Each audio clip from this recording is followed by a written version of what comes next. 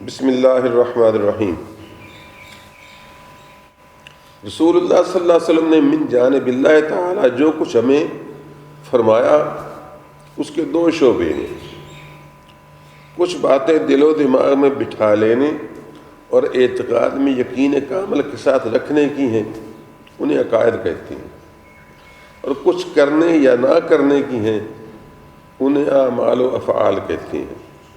مثلا توحید، رسالت، ملائکہ، کتب سماوی، انبیاء کرام کی نبوت و رسالت، قیامت، جزا و سزا، آخرت، تقدیر الہی وغیرہ عقائد میں شامل ہے، اور نماز، زکوٰۃ، صیام، حج، جہاد وغیرہ کی ادائیگی، نیز شراب، سود، جھوٹ، چوری، غیبت وغیرہ سے پرہیز یہ اعمال میں داخل ہے۔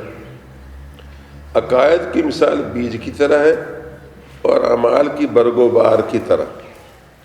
بیج کی درستی کے بغیر برگ و بار نہیں ہو سکتی، مگر برگ و بار کے بغیر بیج ہو سکتا ہے۔ یہی وجہ ہے کہ عقائد کی درستی والا شخص بالآخر مغفرت کا مستحق ہوگا، مگر عقائد کے بگاڑ والا مغفرت نہ پا سکے گا۔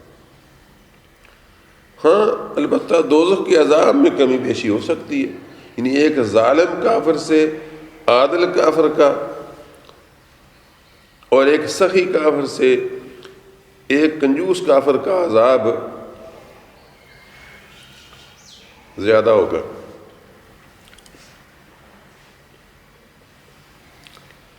یعنی ان کے عذاب میں فرق ہوگا۔ اسی طرح ایک متقی مومن اور ایک گناہ گار مومن کے اجر و ثواب میں بھی فرق ہوگا، اور جنت کے اندر درجات بھی مختلف ہوں گے۔ وعلی حذف القیاس اولیاء، شہداء، صدیقین اور انبیاء اور رسول کے مراتب میں بھی تفاوت ہوگا۔ وآخر دعوانا ان الحمد للہ رب العالمین۔